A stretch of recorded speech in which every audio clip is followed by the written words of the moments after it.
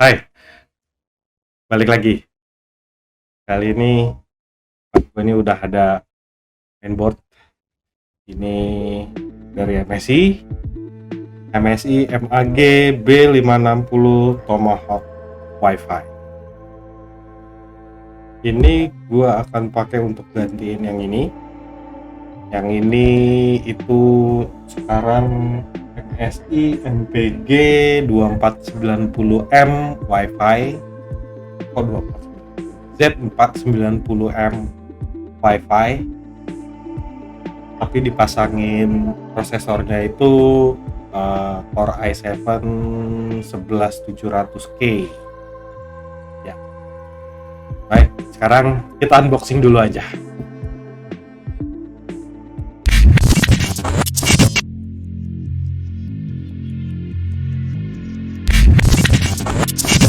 Kita buka langsung. Ini dia.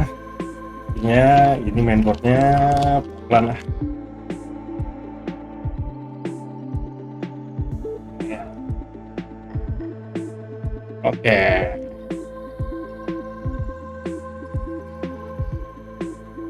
Ini dia mainboardnya.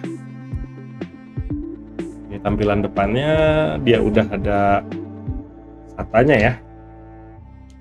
SATA. Maksudnya M2-nya udah ada 3, 1, 2, 3. Heatsinknya juga nih juga udah lumayan bagus untuk dia mendinginkan MOSFET-nya. Untuk power, slot memorinya ada 4, PCI ada 2, PCI Express yang 16 kalinya ada 2, yang 1 kalinya ada 1. Oke. Dia ini back panelnya. Dia udah ada Wi-Fi, USB-nya banyak ya. Ini ada 4, USB 2, USB 3-nya juga ada 4. Ada network adapter di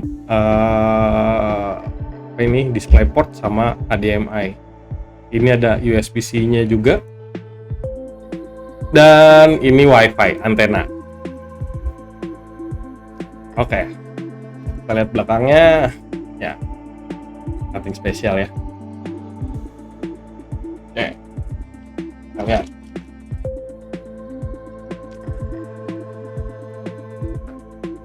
Di dalam dusnya ada apa lagi? Ini ada antena Wi-Fi.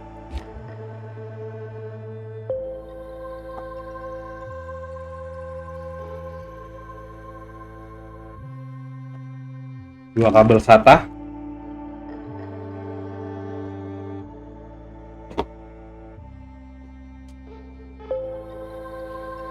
Baut buat M2. Untuk slot yang ketiga dia belum ada bautnya. Buat pegangannya ya, dia dapat 2.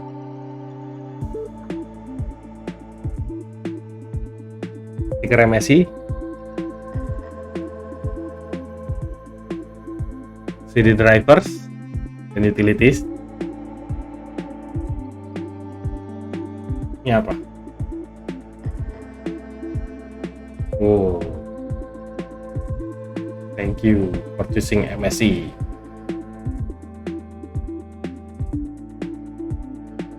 Dapat stiker ya. Ini stiker buat apa nih? Oh, ini baterai stiker. Ada stiker logo juga. Ini buat yang apa namanya, M2 heatsinknya. Mau dikasih stiker.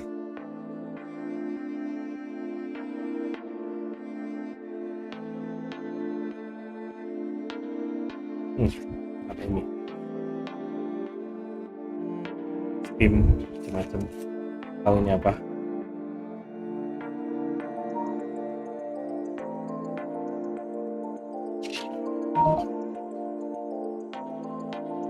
Brosur. Quick installation guide. Ada baut lagi nih, baut M2 lagi. 1. Manual book.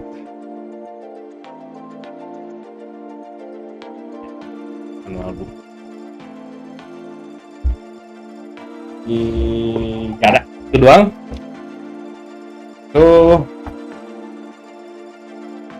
Ya kita bongkar nih, kita ganti. Oke, setelah gue replace, gue coba lihat-lihat fitur-fitur apa aja sih sebenarnya yang ada di dalam B560 ini, MSI MAG B560 Tomahawk. Yang bikin gue kaget ternyata dia bisa overclock. Jadinya gue mikir gue salah beli nih, kan pakai Core i7 yang K series dan memorinya yang 33.200 MHz ya. Ya, 3200 MHz. Ini kayaknya nggak akan pakai full, tapi ternyata mainboard ini dia bisa overclock. Kita bisa setting XMP profile, jadi memori gua bener-bener kebaca full 3200 MHz, dan ada fitur-fitur overclockingnya juga. Tapi ini gua nggak sempet cobain lebih dalam ya, mungkin karena gua coba setting tapi dia kena thermal throttling mulu. Mungkin cooling gua kurang oke. Cooling gua ini pakai ini ya, AIO punyanya Cooler Master yang 240. Kalau gua baca-baca sih untuk Core i7 ya, gua tahu Core i7 yang 11700K ini emang terkenal panas. Dia kayaknya butuh cooling yang lebih wah lagi dibanding yang 240 ini. Jadi kayaknya dia nggak kuat, jadi gue balikin lagi ke standar, gue set default lagi. Gue coba benchmark pakai Cinebench R20. The highest yang gue dapat, nilai tertinggi yang gue dapat untuk CPU multi-core-nya itu di 5525 poin. Dan yang CPU single core-nya dapat 555 poin. Ya, ini setelah kemarin gue coba settingan overclock-nya, yang clock-nya gue macem-macemin bla bla bla. Ternyata gue bikin default dia malah lebih, yang paling tinggi dapatnya lebih yang paling tinggi lah nilainya dapatnya di sini. Gitu. Mungkin karena thermal throttling juga. Dan juga gue ini ngetesnya di ruangan yang nggak ber-AC, suhunya sekitar 30 derajat, ya mungkin itu juga berpengaruh juga.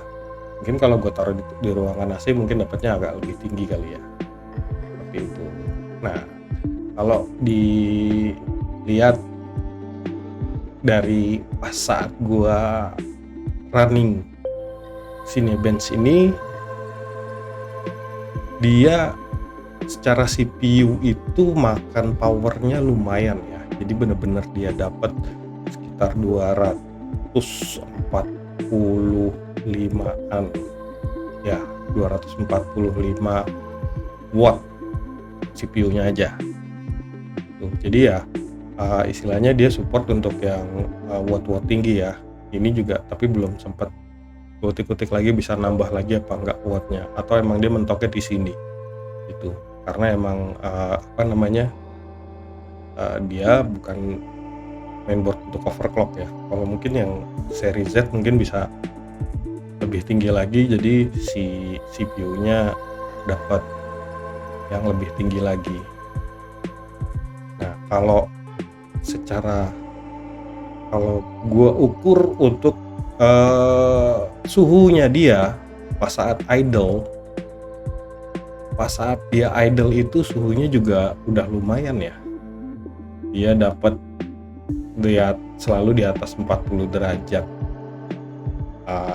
Karena mungkin gue juga di Windows 11, pakainya Windows 11 yang masih development ya. Ini yang gue installnya bener nih, pakai Windows Insider Program. Gue pilih yang development, ternyata dia langsung upgrade ke Windows 11. Sudah gue cobain, tapi ternyata drawing powernya juga istilahnya CPU-nya tuh nggak pernah idle di nol. Dia pasti ada proses di belakang, entah ya ini mungkin masih beta ya, development versi development, jadi ya masih seperti itu, tapi nggak apa-apa. Dan kalau kita lihat clock, nah clock ini yang saat lagi ini ya, lagi load, lagi testing, dia bisa sampai di 4900 MHz, 4,9 GHz, tapi di steady-nya tuh di 4800 atau 4,8 GHz seperti itu. Jadi lumayan lah ya, walaupun secara spesifikasi CPU ini bisa up to 5 GHz untuk yang Core i7 11700K ini, tapi mungkin karena kepentok di thermal jadi dapatnya segini. Ya menurut gue jadinya dibanding tipe Z, tipe B560 ini udah lumayan ya dipakai kalau emang kita bukan overclocker yang extreme lah gue bilangnya ya, yang bener-bener overclock, nyari overclock. Ini juga udah cukup dibanding kita beli yang tipe Z yang harganya lebih mahal, bisa 1 atau 2 juta lebih mahal ya. Ini juga udah cukup. Mungkin ada yang lebih murah ya dari ini, tapi kan ya seperti itulah. Jadi menurut gua B560 ini sudah lumayan oke, dengan harganya yang cukup murah ya. Ini gue belinya di harga 3.600.000. Kalau yang ini mereknya MSI ya. Kalau yang mereknya MSI juga dengan tipe Z itu dia di harga 4.600.000, jadi beda 1 juta ya. Dan menurut gue ini ya udah lumayan, udah cocok. Dia bisa ada power line-nya bisa sampai 255 kalau gue lihat di settingan BIOS-nya. Sudah bisa overclock untuk secara memori, XMP profile kita bisa setting dan macam-macam. PCI Express generasi 4 juga udah bisa, dan dia sudah ada 3 slot M2 ya. Cuma catatan, kalau kita pakai slot 2 dan slot 3 M2-nya, kita akan kehilangan juga 2 port SATA-nya. Jadi 2 port SATA-nya itu nggak bisa dipakai lagi. Dia di sini ada 6 port SATA. Jadi 2 nggak bisa dipakai, jadi sisa 4 port SATA. Oke, mungkin itu aja dari gua. Kalau jangan lupa tonton video gue yang lainnya, dukung terus channel ini dengan cara subscribe. Jangan lupa tombol loncengnya juga dinyalakan biar dapat update video gue berikutnya. Selain itu jangan lupa like video-video gue. Ada yang mau ditanya silahkan di komentar. Gitu aja. Terima kasih, sampai ketemu lagi.